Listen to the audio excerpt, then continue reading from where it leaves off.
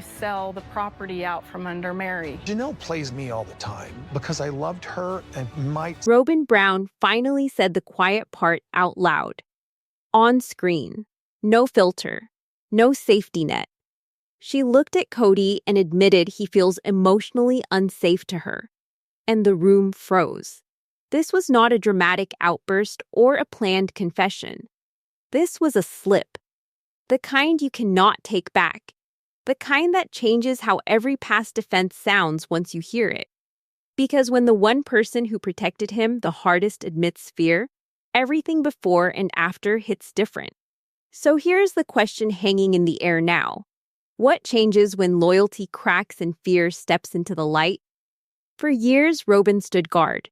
She explained him. She softened his words. She reframed his anger. Anytime conflict showed up, someone else became the problem. Unsafe. Difficult. Disrespectful. Robyn used that word like a stop sign. And then, in one quiet moment, she turned it toward Kody. No buildup. No warning. She said the thing she spent a decade arguing against. Emotionally unsafe. That phrase did not come from nowhere. People do not stumble into language like that unless it lives somewhere already. This is where the record scratches. Because fear does not begin the day someone names it.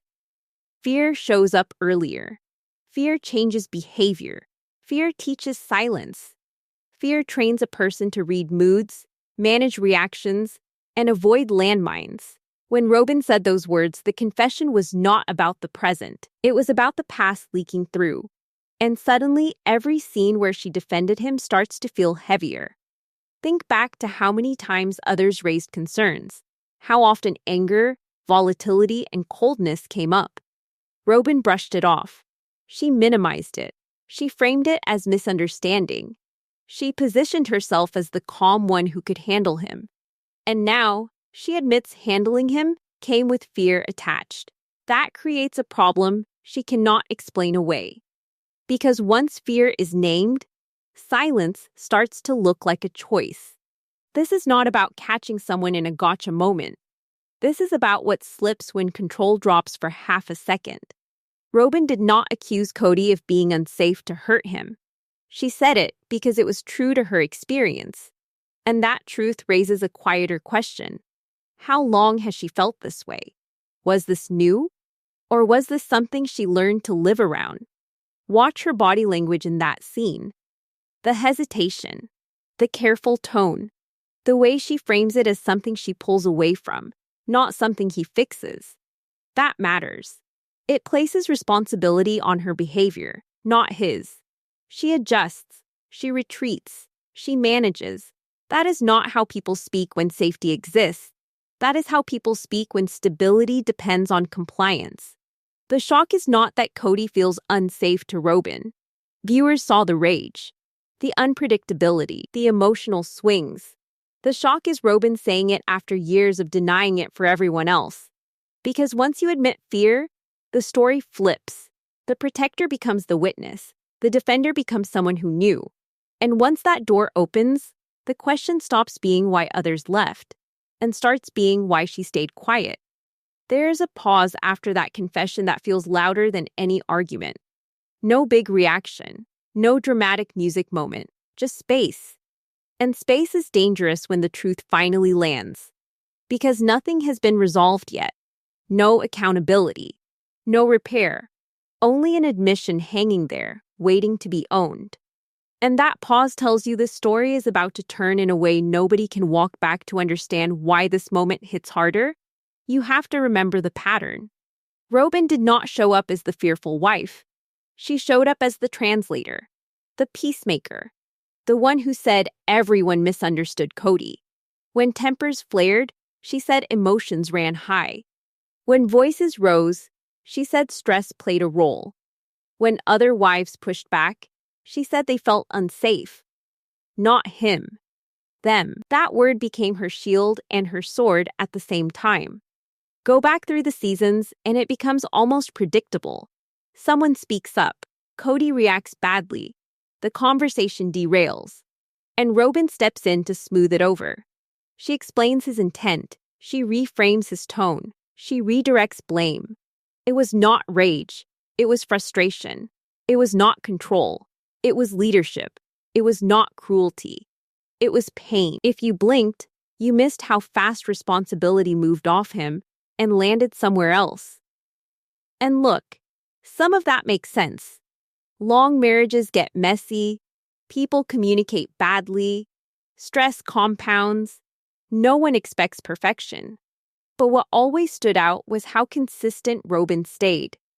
No matter the moment, she defended him. No matter the clip, she contextualized him.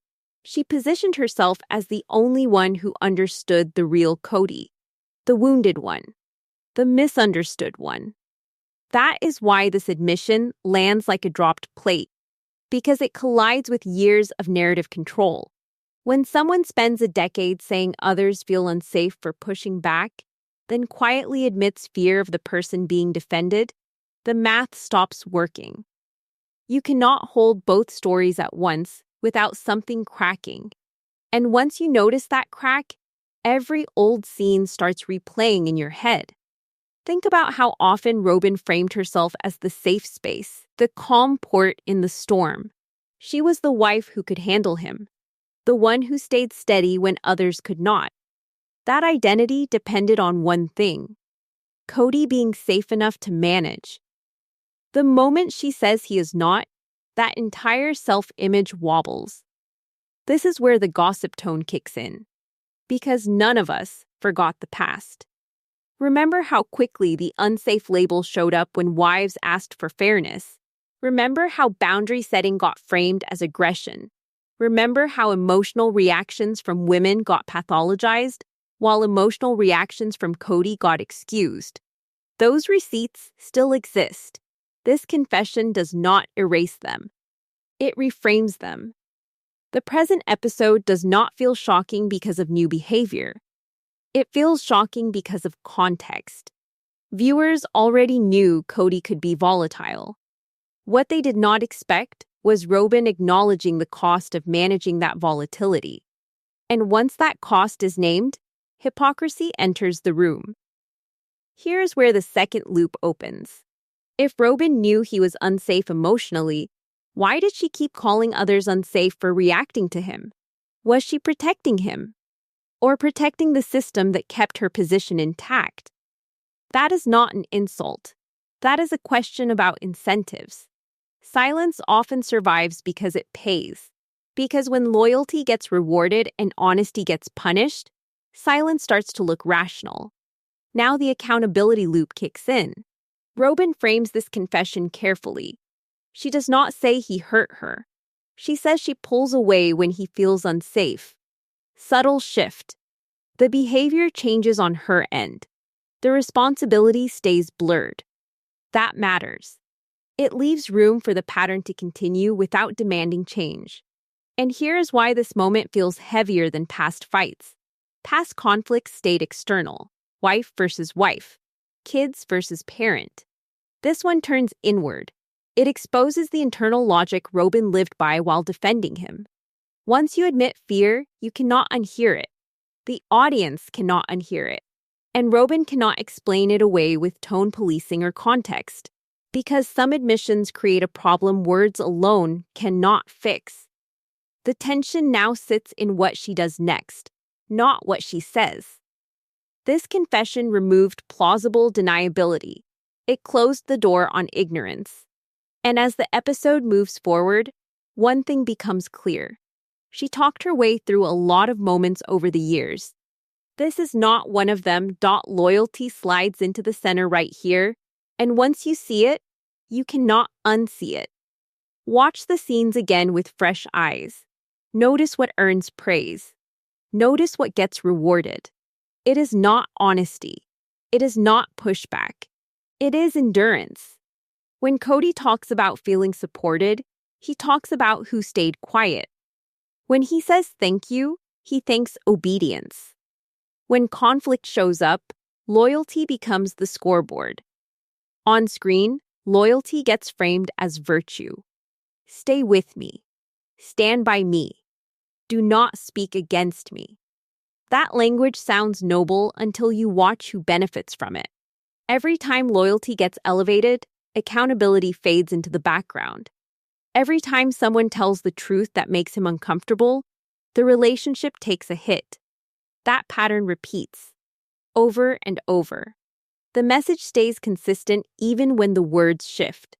This is not about insulting anyone. It is about observing behavior.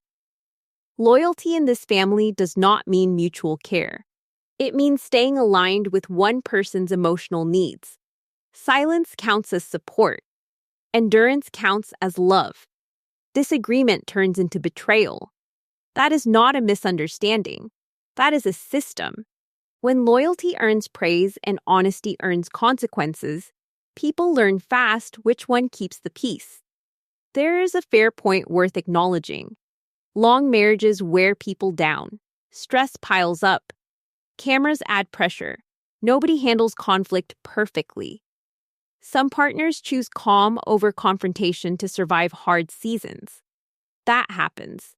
But here's where the counterpoint collapses under receipts. When stress explains behavior, repair follows. Apologies land, change sticks. Boundaries get respected. None of that lasts here. Instead, loyalty keeps getting used as proof of goodness. Kody thanks Robyn for sticking through his anger. He praises her for staying kind during his rants. Listen closely. The compliment is not about her feelings. It is about her tolerance. The reward goes to the person who absorbs the most without pushing back. That matters because loyalty without safety asks one person to shrink. It asks them to manage moods, to anticipate reactions, to self-censor. That is not partnership. That is maintenance. And maintenance only works while one person does the work. This is where Robyn's confession collides with the loyalty narrative. If Kody feels emotionally unsafe to her, loyalty stops looking romantic. It starts looking transactional. Stay loyal and you get approval. Step out of line and you risk backlash. Once fear enters the equation, loyalty changes meaning because loyalty rooted in fear does not protect love, it protects control. Notice what never gets praised. Honest disagreement, independent needs, boundaries. Those traits get labeled disloyal. That framing trains everyone involved. Speak up and you lose standing. Stay quiet and you earn safety, at least for now. So here's the question hanging in the air as the story pauses. If loyalty requires silence and safety never arrives, what exactly is being protected here? And does loyalty without safety count as love? Then the apologies start rolling out, and the pace slows because this part needs attention. Kody frames this stretch as growth. He says he took accountability. He says he owned his part. On paper, that sounds solid. On screen, the details tell a different story. Watch who relaxes after each apology. Watch who feels relief. It is always him. An apology has a job. It names harm. It centers the person hurt. It leads to change. What we see instead feels closer to emotional cleanup. Kody talks through his feelings. He explains his anger. He frames his regret around how heavy everything felt for him. The words land softly for Robyn. They land cold for everyone else. Robyn responds with reassurance. She soothes. She validates. She thanks him for trying. That exchange gives him release. You can see it in his posture. The sigh. The easing of tension. The apology works because it fixes his discomfort, not because it repairs damage. Pay attention to who feels better after the apology, because that tells you who it served. Now look at the reactions beyond that room. The kids stay distant. Relationships remain strained. Public statements from adult children do not reflect healing. Silence replaces closeness. If accountability happened, repair would show up there first. It does not. This creates another open loop. If healing happened, why does distance remain? Apologies without follow-through do not rebuild trust. They reset the speaker. They do not mend the bond. In this case, the apology tour seems to calm Kody when he feels cornered by criticism. It gives him a way out without changing behavior. There is a pattern here. When pressure builds, emotion spikes. When consequences loom, remorse appears. When validation arrives, the moment passes. Nothing structural changes. The cycle resets. Robyn frames these apologies as progress, and in my opinion, that belief protects her from a harder truth. If the apologies work, staying makes sense. If they do not, silence becomes harder to justify. That tension sits beneath every nod and soft response. Because apology without repair is not closure, it is a pause button. Look closely at what does not happen. No clear plan, no boundary talk, no commitment to different behavior, no mention of how kids felt. The focus stays narrow. Adult feelings, immediate relief, emotional reset. And here's the part people miss. The apology tour is not aimed at everyone. It is aimed at the person whose approval matters most in the moment. Robyn becomes the audience. Her acceptance becomes proof of change. Once she validates him, criticism from others loses weight. This pattern repeats every time Kody feels boxed in. Pressure builds. Emotion pours out. Apology lands. Relief follows. The system survives. And as the episode moves forward, the question shifts again. If apologies keep resetting the board without repairing the damage, what happens the next time the corner closes in? Then comes the line that makes people sit up straighter. Kody talks about the other wives and calls their behavior brutal. The word hangs there, heavy and careless. Brutal. For disagreement. For boundaries. For refusing to stay quiet. That single word tells you how this system works better than any speech. Watch how the comparison gets drawn. Robyn gets praised for staying kind. The others get framed as harsh. Loyalty gets elevated. Dissent gets punished. This is not about tone. This is about alignment. When you agree, you are good. When you resist, you become the problem. That logic flips accountability on its head. The narration does not need insults here. The logic collapses on its own. Calling boundaries cruelty only works if control feels normal. Calling pushback brutality only works if obedience feels expected. The other wives did not attack him. They disagreed. They asked for change. They protected themselves. Those actions got reframed as betrayal. When disagreement gets renamed as abuse, control hides in plain sight. This comparison does more than hurt feelings. It isolates. It tells Robyn, stay like this or become them. It rewards her silence while warning her what happens if she speaks up. The system stays intact because fear does half the work. The praise does the rest. There is a small reversal worth acknowledging. Robyn gains comfort from this setup. Short-term comfort. She receives validation. She avoids confrontation. She keeps stability. That comfort feels real in the moment. It makes endurance feel worthwhile. It explains why staying quiet feels safer than rocking the boat. But comfort built on comparison comes with a cost. It requires someone else to be painted as wrong. It requires loyalty to stay louder than truth. Over time, that pressure adds weight. You carry it in your body, in your tone, in your silence, because comfort that depends on someone else being diminished never stays light. The audience remembers who those other wives were. They were not cruel. They were exhausted. They were done absorbing anger without change. They chose distance over damage. Labeling that choice as brutality protects the person who never had to change. And this is where the triangulation locks in. Robyn gets positioned as the good wife. The others become cautionary tales. The message stays clear without being said out loud. Do not challenge. Do not leave. Do not speak too loudly. That comfort Robyn receives now feels like safety, praise, approval, belonging. But systems built on comparison do not age well. The moment Robyn stops fitting the role, the same logic turns inward. The same language gets recycled. The same labels get reassigned. The warning sits quietly at the end of this phase. Comfort gained through silence always asks for more silence later. The tone shifts here because the loud parts have already been said. What remains is quieter and harder to sit with. Watch Robyn on screen and notice how little space exists for her as a person. Not as a wife, not as a defender, as herself. Her scenes orbit Kody. Her words respond to Kody. Her emotions track his moods. When she speaks, it is often to explain him, soften him, protect him. This is not a character attack. It is an observation. Over time, Robyn's identity narrows. Her needs stay off camera. Her preferences fade out. Her inner life stays hidden. You rarely hear what she wants unless it aligns with keeping the peace. That absence tells its own story. Compare that with the other wives. Not to judge, to notice contrast.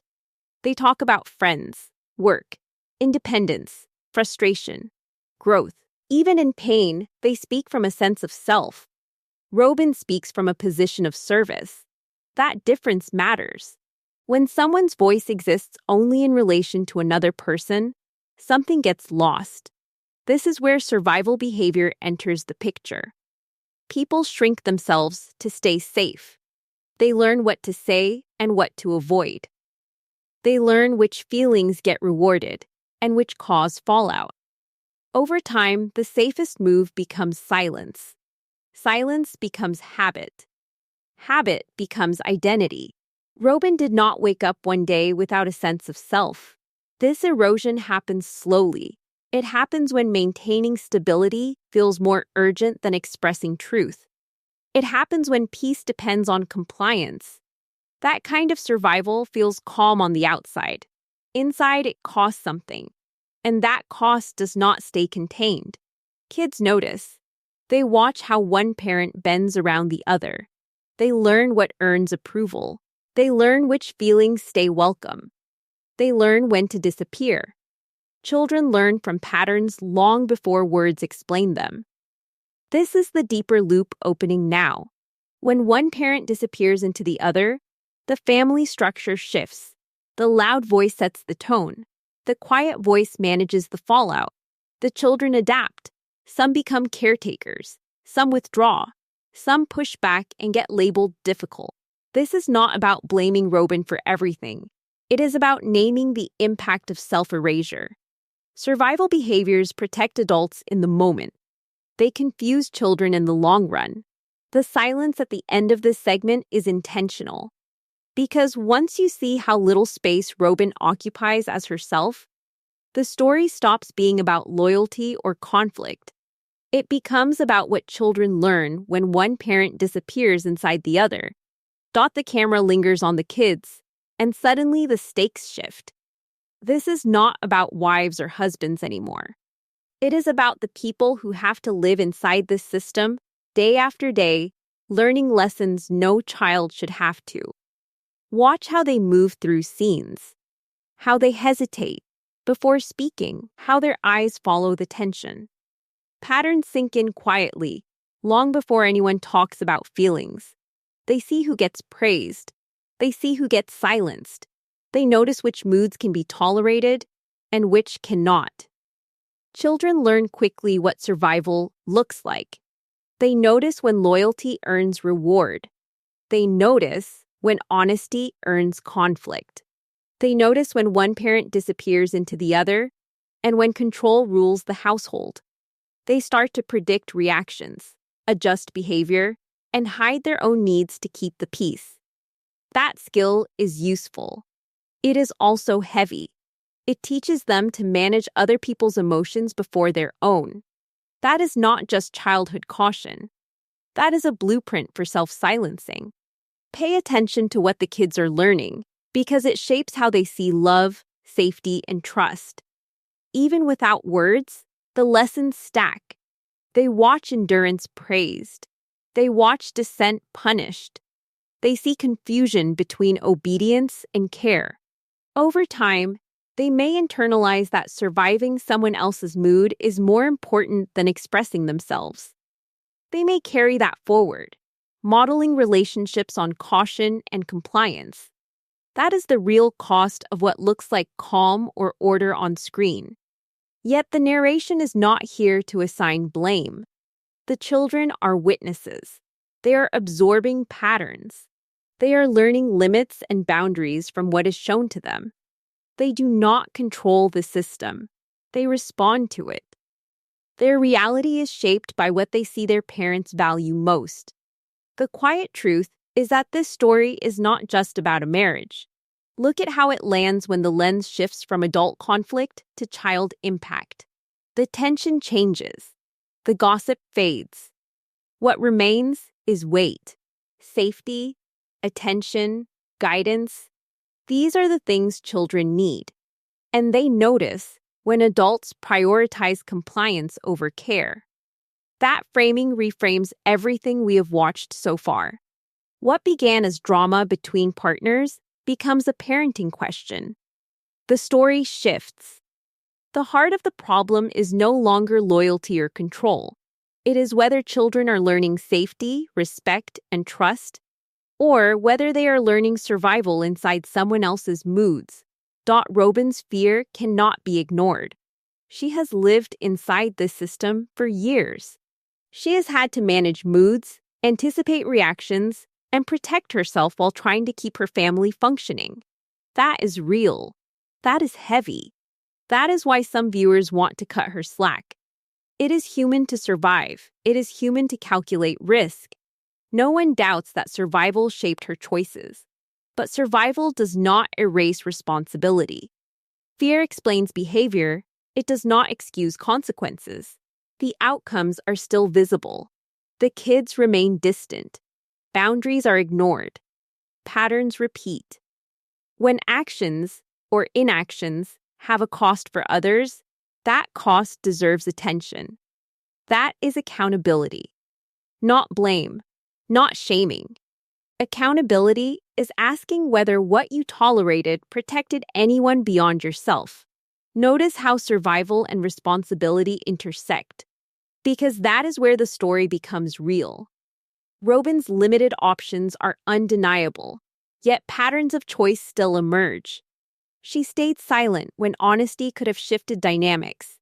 She rewarded compliance with her own approval.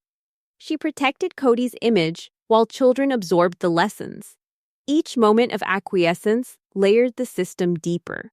That does not make her a villain. It makes her a participant with consequences she could not fully escape. A fair-minded view acknowledges context, stress, and complexity. At the same time, it measures impact against behavior. That measurement is what gives clarity. Fear and limited options are part of the story. But so is what stayed unchallenged and what the children lived through. The two exist side by side. The segment closes with a quiet setup. Once we weigh fear against outcomes, loyalty against safety, silence against honesty, the final judgment becomes unavoidable. The camera of analysis is ready to focus on choices, consequences, and what it all means for the people left in the middle. The next section will confront those decisions head on. Everything comes together here. The loops we've been following, the fear Robyn admitted, the loyalty praised over honesty, the apologies that reset everything, the brutal comparison of the other wives, the erased identity, the kids quietly watching, all converge. Loyalty is no longer just devotion. It is a system, a measure of compliance, a currency that costs freedom, voice, and sometimes safety. Staying obedient does not equal love. Enduring behavior that feels unsafe does not equal care. That is the first truth we have to hold. Safety is more than absence of conflict. It is predictability. It is respect for boundaries. It is a home where honesty is valued, and fear is not the meter. When Robyn admitted Kody feels emotionally unsafe, she revealed the gap between perception and reality. That admission cracks the narrative she has long defended. It is not just a slip of words. It is a mirror of what children see every day. It is a moment that reframes what loyalty costs when the system rewards endurance over truth. Choice is not abstract. It is lived. Each decision to stay, to soothe, to validate, to absorb conflict builds a pattern. Choice always exists, even when constrained by fear. Robyn's choices were shaped by circumstance and survival instinct. But outcomes still exist. The emotional ledger balances, and it always favors children when safety and honesty are prioritized. That is the second truth. Notice how all the small threads finally form the bigger picture. By following the consequences of words, actions, and silence, the episode shows something bigger than marriage drama. It shows how relationships affect identity, perception, and growth, especially for children. Loyalty alone cannot protect anyone. Apologies without change cannot heal anyone. Comfort without honesty cannot last. Watching this, you see why long-term patterns matter more than short-term praise. The final takeaway lands without judgment, but with clarity. Systems that elevate obedience above safety create risk, not security. Voices that disappear for approval create absence, not connection. Children notice. Adults notice. And the cost always lands on those who depend on care being consistent, not performative. Even as this episode ends, one question lingers quietly. What happens when one wife finally stops playing along? When the pattern of obedience is refused? The next chapter is already written in tension. Change is coming, and it will test the rules of this carefully maintained system in ways no one can fully predict.